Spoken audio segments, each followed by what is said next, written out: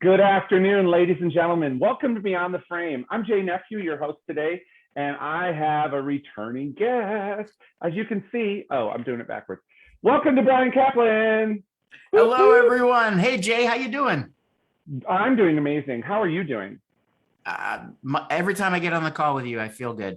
I mean, you bring out energy. So thank you for having me. That's my brand. My personal brand is let's bring energy to this situation and let's get it out there.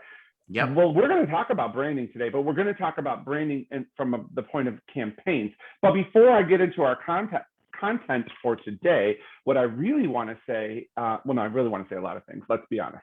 What I want to say is we have a very special guest that we had on the show, Dottie had a little bit ago, and he's going to the Olympics this week, or next week, really. And we sent out a congratulatory notice to him. You know, he talked about being a Paralympian and going over to Tokyo to compete in the Summer Games. And Jensen Van Emberg is ranked number 11 in table tennis in the world, and he's going August 24th to September 5th to win the gold for the U.S. And we want to say, get it done, do it up, and congrats and good luck. So good luck. Jensen, we're all behind you. I don't know why I'm staring at my screen. I'm looking at Jensen's picture here. Team Jensen. Team Jensen. Let's go, Team Jensen. Congrats to Jensen, and we hope he brings home the gold. I think he's going to do it. I really do. Anyway, back to our daily content for today. You can bring home the gold too if you have some clever marketing skills, and let's talk about those marketing skills. Bryan, what's a campaign? I know that term is used a lot, right? Like, oh, this campaign, we use campaign, we know what it means, but I feel like especially in the bowling marketing world, I think it's not as commonly understood.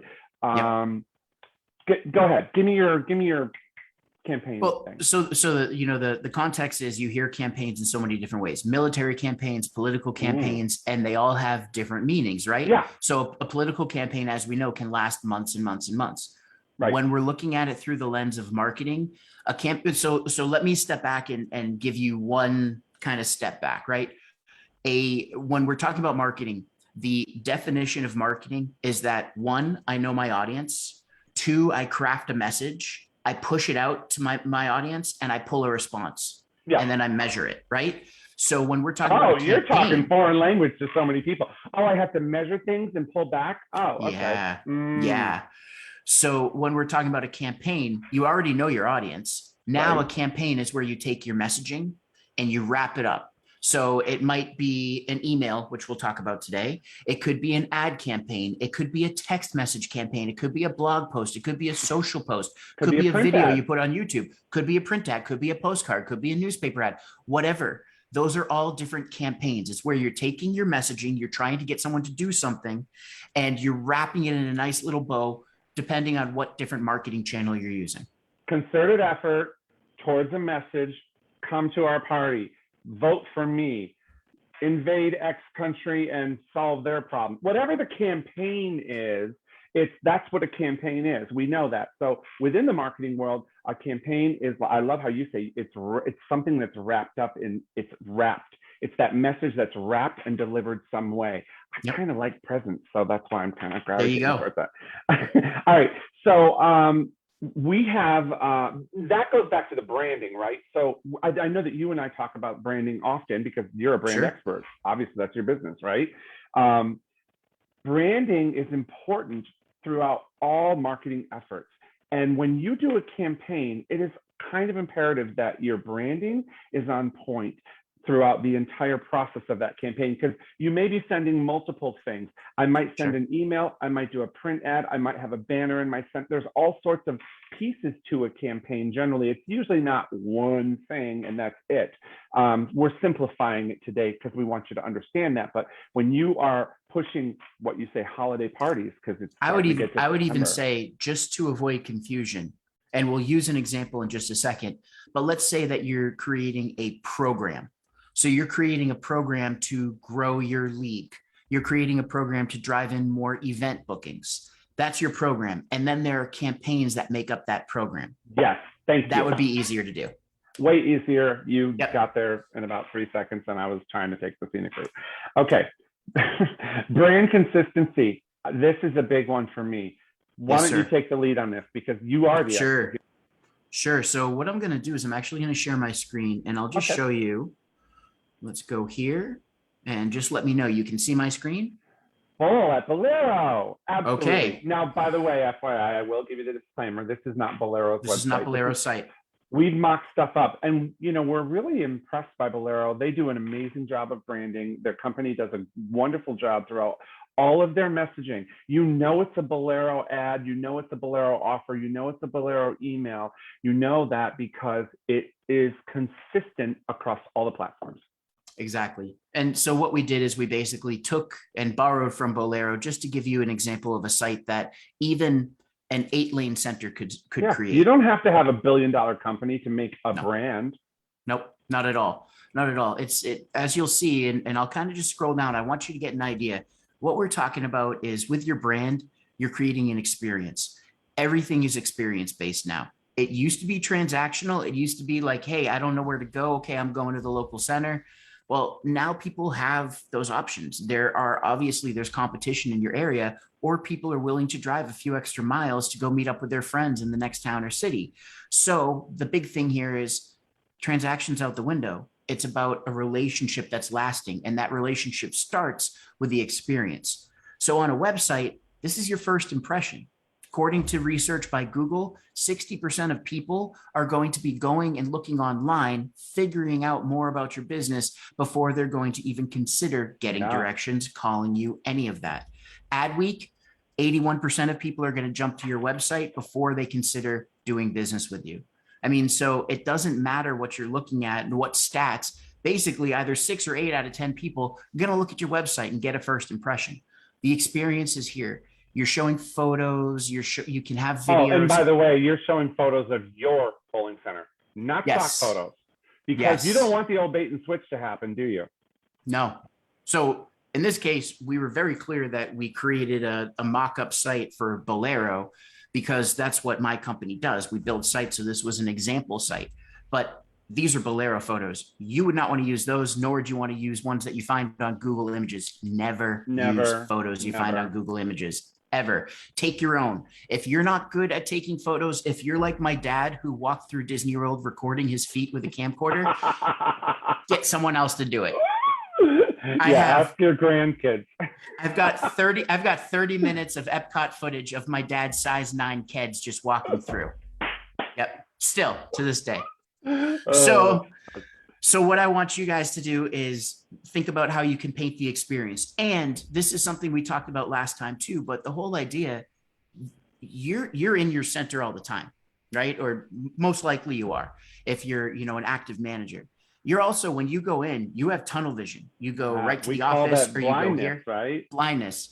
So you have to step back, or maybe you go to one of your new employees, or you go to someone that's brand new that just walks in, a new customer. Observe what they're looking at. Are they going to your game room? Are they going to the bar? Are they looking at the menu? Are they looking at your scoring? All those different things. You've got to see it through the eyes of a brand new customer, because you're painting an experience and setting an expectation for them, which is why we're harping on this whole idea of having good photos and or videos that showcase your center. Right? Now, the cool thing is those photos and videos together, along with your logo and your brand messaging, makes up the brand. You've got your story, you've got your photos, you have your color scheme, you have videos you might take. All of that together makes up your brand. And the cool thing is, when we talk about campaigns, all you're doing is you're grabbing one thing or another thing from your brand and putting it into a campaign to help with the consistency across all the platforms. So your print ads, like what I said, when I look at an ad or an email, I know it's Bolero right away, because they use these neon tricks in there. They use these bright, vibrant colors. They have certain you can tell that this is a Bolero ad, a Bolero site, a Bolero brand. Exactly. So they're very true to that kind of thing. They have the blurred images, like you said, the neon colors that pop. They have those bright colors with the drinks and everything else. So they're bigger than life. That's part of their thing, right? So for you, choose your theme. Is it your family oriented? Do you have like a doo-wop 50s theme? Do you have Right. is there classic rock or something like that? Whatever it is, you can play to those. You might have more than one theme. The big thing is you've got to stay true to your brand colors, your logo, and your messaging. Your core messaging is, about us, about our facility, why you should come bowl with us, things like that. You can always take liberties and change it up a little bit, especially when you're creating campaigns. Right. But you've got to have almost like what we do with clients is we create almost like a brand Bible, right? Yes. Yes. We know our colors, we know our images, we know our basic messaging, and then we can build off of those things. And so if you're in the professional advertising world, that gets right down to verbiage. You have statements and phrases. You have fonts that are allowed. You have your main font. You have supportive fonts. There's so much to a brand persona if you were to have it done professionally. Learn from the professionals and mimic that for your own self. Or better yet, call Bryan up and have him do it with you. I mean, that's just as easy too. I mean, we could do the same thing here at Cubica AMF with Virtual Marketing Manager. The point is, if you don't have the skill set to do some of these things, get help. Don't think you can't do it just because you personally might not be able to pull it off. You can get this done. It's not hard. No, it's getting out of your own way. So yes, it's the entrepreneur, one of the entrepreneur's dilemmas is taking everything on. It's your baby. You want to make sure you have control. You have to realize when you don't have that bandwidth to do it anymore. So you get the idea of the site, but the big thing here is that we're talking about the brand. And then when we create campaigns, we need that brand consistency. We need someone to open the email and feel as if they are still on the Bolero site. Or if they click through from the email, they don't have any disruption whatsoever. So the other idea here that you guys, if you're watching, taking notes, you want to talk about brand consistency, right? And the whole idea that if you're consistent, then what you're doing is you're preventing a disruption. You're preventing confusion. And at the end of the day, no matter what it is, whether it's coming to your center or just buying a pack of gum, the confused mind will not make a purchase. If a consumer is confused, it's easier for them to back out and go do something else, right? So we want to make sure that we don't present any opportunity for the consumer to be confused, especially when they get an email from you, they see your branding, and then they click to your site. It should match. It should have the same branding, same colors, same experience. So this whole idea, this is on a digital or virtual plane, right? Well, the same thing. That's why we're talking about Bolero, because their photos, when you walk into a Bolero, you're going to see that. You're going to see that neon sign. You're going to see the hot rod and things like that. And you're going to see the elk with the bowling ball with the elk antlers. Exactly. So as we get into the whole idea, right? On this site, we have different programs or different things that we want to be pushing. One might be your leagues. One might be booking events. So for instance, Bolero right now has this 15% off your next event.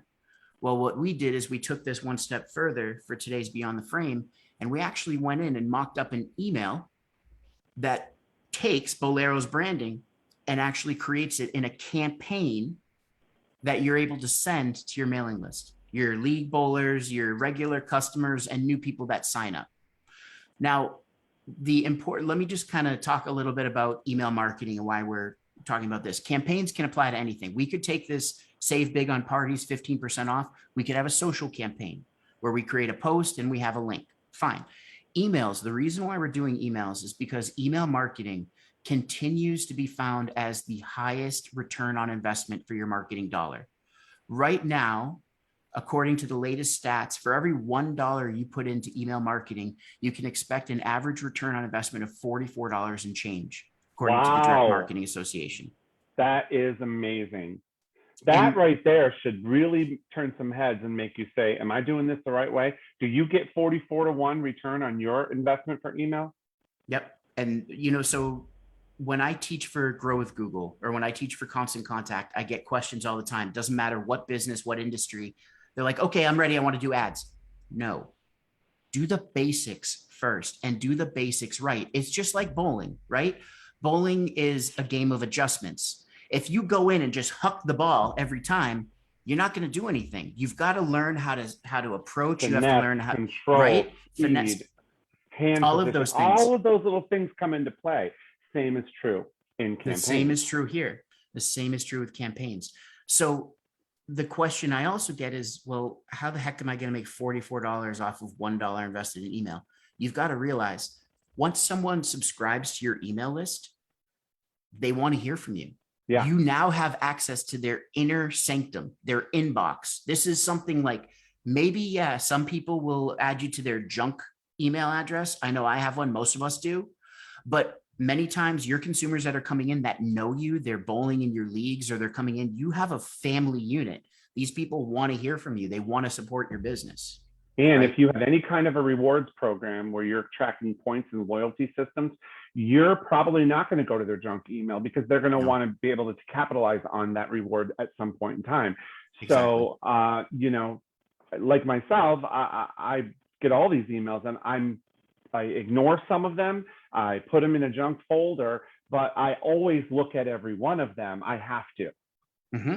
So I'm being impressed by campaigns, even though I have no desire to purchase, you know, a new water softener or a roof repair, but I at one point in time will. When the time comes, you'll remember the water softener company, or you'll say, "Oh, I got that email. I got to go look it up and find the company's name." Absolutely. So especially with, you know, entertainment options, this is super key for you because we certainly go buy cheeseburgers and hang out with friends way more than we buy anything for our home. Like that's just what the human behavior is. Exactly. And so with email, the other part of it is not only do you have access to their inner sanctuary, their inbox, you also have permission to send to them more than once. And didn't you say your email is an extension of your website? So that's why branding is important too. The disruption factor is not there. When I have that email, it looks like I'm reminded of being on that site. Okay. Exactly. And you know what? So I showed you the site that we built, but let's just go to bolero.com.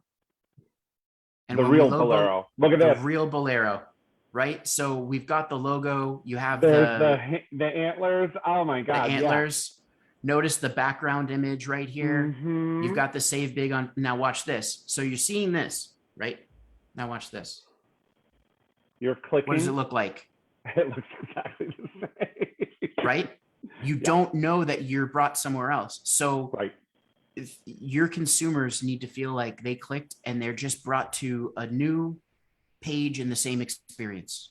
That's what they need to feel. That's good branding right there. That's consistent branding across your platforms. Exactly. And I will tell, I mean, obviously for me, I put this together in 15 minutes. It could use a little TLC and love, but this is just a sample. Yeah. This is just a sample, but it just goes to show you, I can put it together in 15 minutes, meaning you could do something where you grab from your website and put it together in 30 or 45 minutes. For sure. And it's really simple. So the platform that I'm showing you here is Constant Contact. We can talk more about email platforms after, Jay, but I just want to kind of go through some of the anatomy of the email, if that's cool. Let's do that. So email marketing should be one of your biggest efforts that you put out there because it's the most cost efficient. It gives you a really big return on investment. That doesn't mean you should abandon those other things like print, like banners and billboards or whatever else, other things that you want to do. But email should and digital marketing should be right at the top. And I'll say this, all of those other things should feed into your email. Any good marketer is going to tell you that your email list is your asset. Social media, you don't own. Facebook could shut down your page tomorrow. Twitter could go out of business. Pinterest, whatever else they could go. Instagram can cut you off. You don't own your followers. You're renting them. This, when you're sending out emails, you own your list. You have a spreadsheet. Even if you got shut off by Constant Contact, MailChimp, any of those, you can still download your list and bring it somewhere else. So that's what you want to be focusing on, because this is how we're going to drive in repeat bowlers, how we're going to get our leagues filled, how we're going to drive more events. If we have a spot where we need to fill them up, we can send out something like this and say, hey, first 3 people that sign up for an event, you're going to save 20%. Boom, just fill the calendar. So the anatomy, really quick. At the top of your email, you've got your logo. Everybody needs to see your logo at the top. They need to know from who it is. Okay. It's from Bolero. Now, the other thing that I want you to note is that each of these images is going to actually link somewhere. So I can click on this and I can say, hey, I want to link this to www.bolero.com. Right. Just like that. Now, that's if anyone done. were to get this email, they'd be able to click and be brought right to our website, and it would feel like it's a seamless experience. Then what I call this is the hero image. This is like what you're leading with. And usually you can use a photo, you could put a video in here, or you can use an image that you create on something like Canva. Whatever you're doing, this is what you want people to do the most. You're getting to the point right away, and you've got to make sure that when you have this image is linkable to wherever you want them to go. Definitely has to be linked. Yep. Agreed. Yep. And then down below, we've just got a little information. Now, here's the thing that a lot of people do with email campaigns. You might have someone that's really good at design, or you might love using a tool like Canva. So canva.com. Mhm. It's free, but what people will do is they'll design their whole thing in Canva and then export it as an image. Well, here's the thing. When you send out one giant image, you don't have Terrible. people.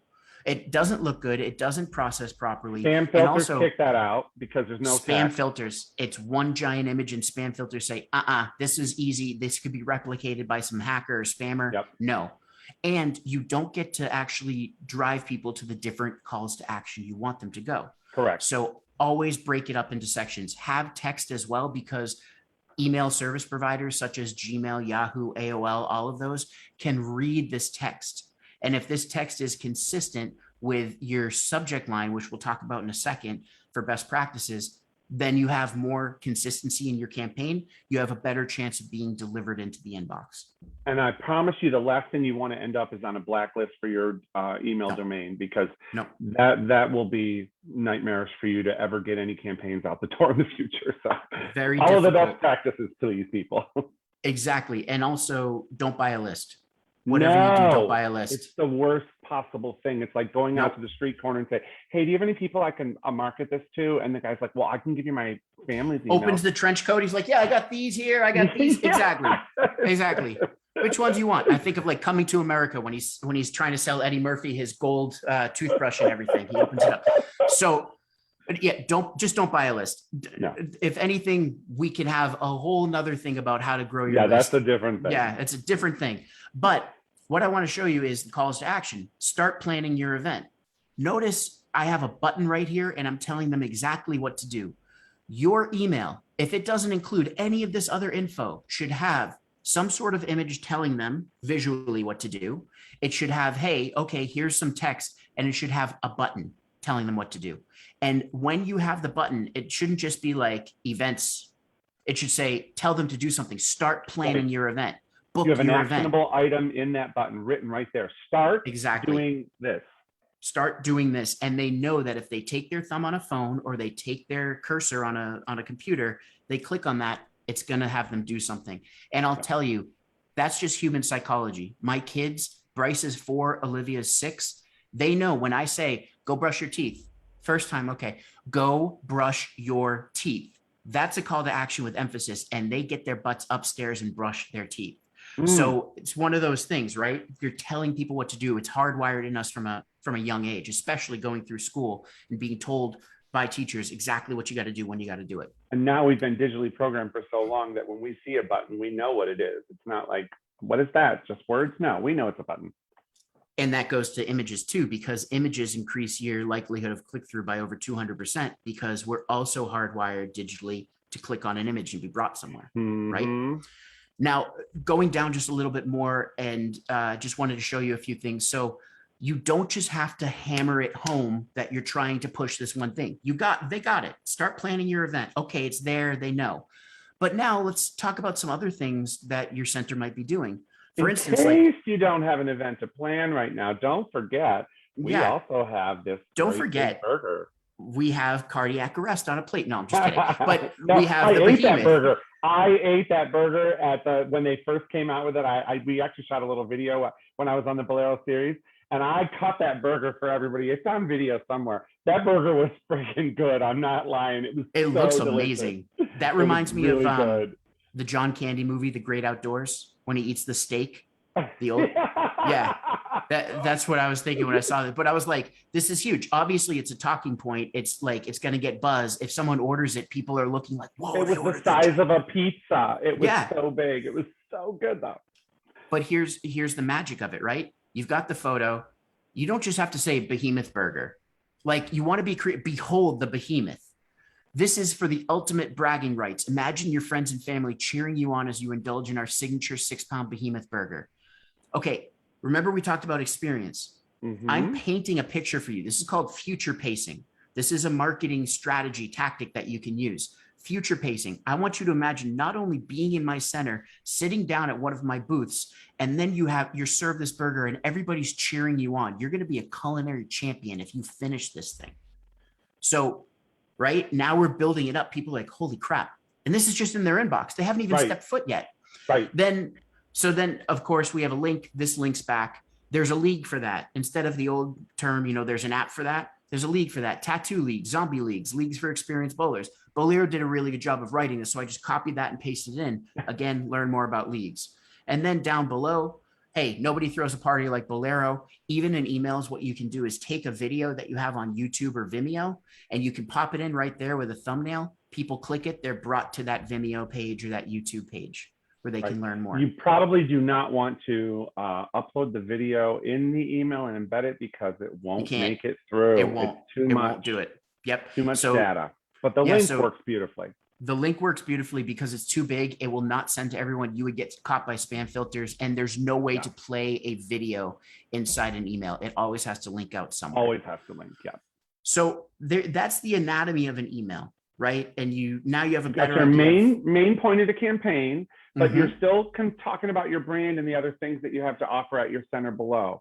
So this campaign was parties, get 15% off this limited time offer, but we also entice them with food, with experiences, with other things. So if you, at your facility, you should do the same.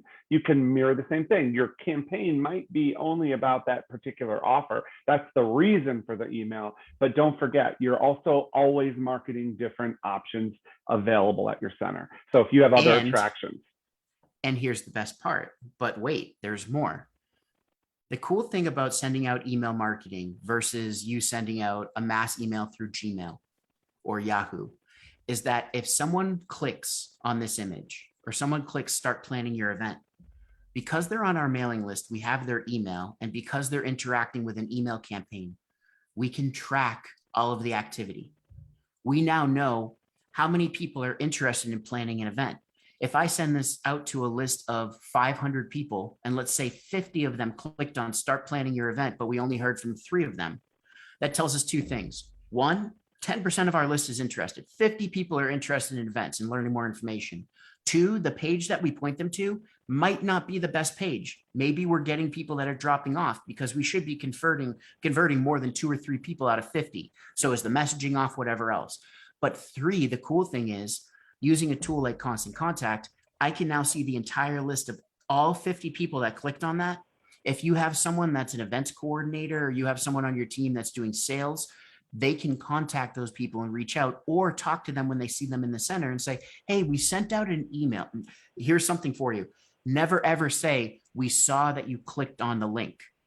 Creeps people out like none other. Does. That's Norman Bates style. Don't do it. Instead, and I learned this the hard way because when I started in email marketing, my first job at a startup was selling email marketing. I'd send out campaigns and then I called someone and said, yeah, I sent out an email. I saw that you clicked on it. Crickets. That was the death of the sale right there. Death of the sale. It's like, I should have just said, I watched you sleeping last night. So instead, what you say, I call this the Mickey the Dunce approach, and I want you to all borrow this from me. What you say is, hey, we sent out an email. It talked about how our events and how people can book events. I just want to see, did you get it? And did it sound interesting? You already know. You already know they clicked on it. You already know they saw the info. So this is great if you're trying to upsell, or if you have someone that is interested in the league. The same thing. They clicked on that. Now you can send out other emails to those people who are interested in the leagues. So I'm going to muddy the waters just a touch right now, because in my previous world of working in nonprofit organization marketing, I would do drip campaigns, and I would be marketing specific periodicals and like really boring books that like 9 people in the whole world can understand. But if I sent this email out, if I was selling this particular title, and that was my 15% off, this brand new book by Bryan Caplan on marketing, I would see, you know, oh, we got 162 clicks through to the landing page. Like you said, it's driving to the landing page. And from that, I could then send those people a follow-up email a few days later. We call that a drip campaign. I know that's passe in terminology, No, but it's the same. it's drip series. It's a drip so series. it's predicated on you receive something, you took this action, we take that action. You took this action, we take that action. You didn't open the email, I send you another version of that email. Maybe you will open this one. You know, there's this, when you do campaigns properly, it is a ebb and flow, it's a back and forth, it's data collection, and most importantly, data analyzation. So you're not making emotional based decisions. You know the effectiveness of your marketing message, your images, your structure, whatever it may be. You're able to gather all that legit info back and make better decisions. And you're not leaving it up to yourself, who is probably an owner operator or manager that's stretched thin and doing 5 people's jobs. So you drop the ball and don't send the email and you miss out. So Jay, on that note, I saved this because I wanted to show this is pretty cool. So let's say that someone clicked on start planning your event. Okay. Not only would it bring them to the booking page right here, specifically we're in Constant Contact, which is what we use for a lot of small businesses. Now I can create a new list and actually say interested in events. Anyone that clicks on that link puts them in a list. And then I can create that automated drip series. There you go. It's all front end loaded. You're creating those campaigns, and then you could have 3 or 4 campaigns that show what goes into the event process, happy customers and success stories. Hey, you know, we have this deal for 15% off. Let us know if you want to take advantage of it. Hey, do you want to set up an on-site walkthrough so that we can talk more about your event and figure out how to make it happen? That's like your virtual salesperson that's sending for you on your behalf. People already expecting emails because they subscribed, and now you know that they're interested in the event. You don't have to go dig down, download a spreadsheet, upload it. All they have to do is click on the button, and then you set the wheels in motion. Beautiful, beautiful. And this particular this folks is Constant Contact in their back end and whatnot. So if you're not using Constant Contact, maybe you're using a MailChimp or something else. They probably have similar features. I'm not going to say everyone does everything because they all don't. But I've heard nothing. I got to say, Constant Contact is really, really, from the time it came out so many years ago to now, it's not even the same animal. It's not at all. It's amazing what they've done. No, it's quite different. For a small business that's just getting started, it's perfect. For someone that needs very advanced automations, so we need to be holding, we need to be based off of this. If they looked at this, all those kinds of things. There's other platforms out there that are more kind of mid-level. This is very beginner level, but most centers would just need this just to get most entertainment facilities are. I mean, I can't imagine an entertainment facility that couldn't benefit from this and doesn't really need a customized solution. I mean, it would take maybe like a Main Event or a Bolero, for example, would need those types of things. But if you're not a multi-unit endeavor, you're probably if you have 2 or 3 centers, this is going to be good for you, especially if you got one 8-lane center. And you I just want to have a better marketing ability. I want to have better data collection. I want to have better whatever. This is it. This is how you make your 8-lane center look like $1 million Bolero. That's it. It's very simple. Exactly. So, I mean, that's campaigns in a nutshell. And the thing that you'd be doing where we talked about the average return of $44 is that you're not just going to send out this one email and then hope for the best. You can set up those drip automations, or you continue setting up emails. So the other thing, we were talking about how holiday shopping is on the rise. Well, a lot of business owners that I talk to, whether I present to them or they come in and they want to work with us, they're asking, well, I like, maybe I send once a quarter. People are going to forget you. You have to understand. Once a quarter is too low. Yes. And you have to understand. 3 times a week is too much, though. Depending on the time. Right? Because that's true. I will tell right now, it's too much. I would say, if anything, you could send weekly or bi-weekly from your center. And it doesn't always have to be specific about what you're doing. It could be a fun family activity they could do at home that they synonymize with you, right? It could be a lesson or something that you pick up from a pro bowler maybe Jay Nephew that's teaching them how to do something, and it's a There's no YouTube one video ever. that you pop in. But hey, it could be any of those things. Sure. Right now, weekly or bi-weekly would be your best friend. I would say most of you would probably err on the side of bi-weekly.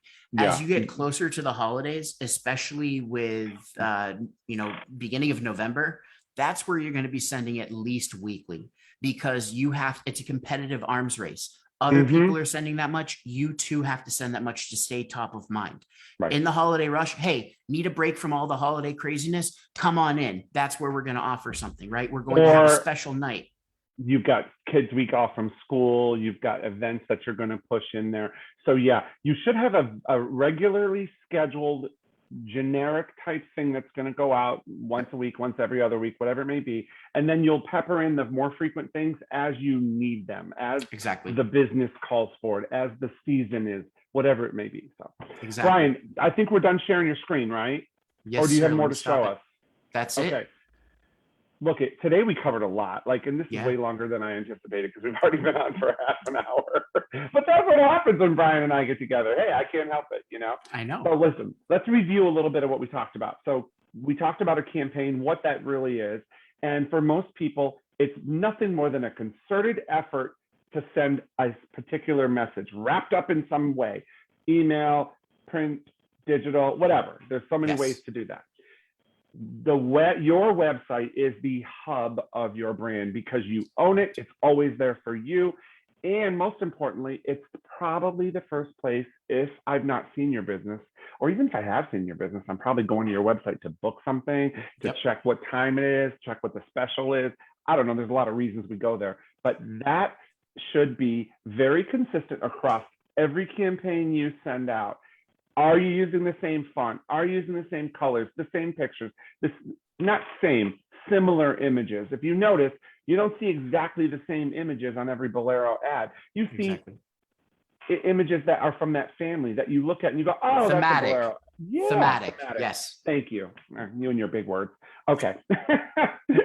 So what else did we talk about? We talked about the delivery methods, whether it be through Constant Contact or a MailChimp or some other thing. But for you love the Constant Contact brand, and it really will do probably 99% of people's businesses amazingly.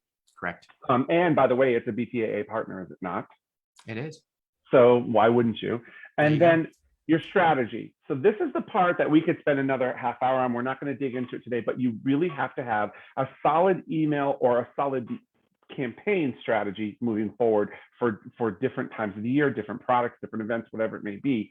But the strategy is key because it's not a one and done. You've made that very clear. It's a one and a two and maybe a three, but it's not all the same platform. Or maybe it's 2 on 1 and then a social media post and a print ad, or maybe it's one and I got to wait and see what happens with it. And then I'm going to do 2 based on this and 3 based on that. So there's so many ways that you can strategize your campaigns out, but that needs to be a part of the thought process when you're developing these campaigns. Exactly. You're plugging and playing. If you want to push your 15% off events, you're going to send an email, you're going to have maybe a video, you're going to have some social posts, you might put out a print ad, you might send out postcards to local businesses as well. So but all of your digital media, every single piece of digital media that's out there points right back to the exact same landing page.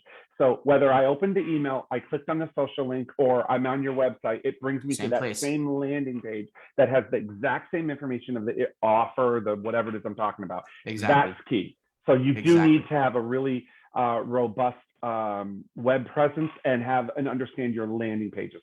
Again, another whole topic we could spend an hour on. Tons more. All right, lots of information today. Bryan Caplan, Bryan Caplan Marketing, BryanCaplan.com.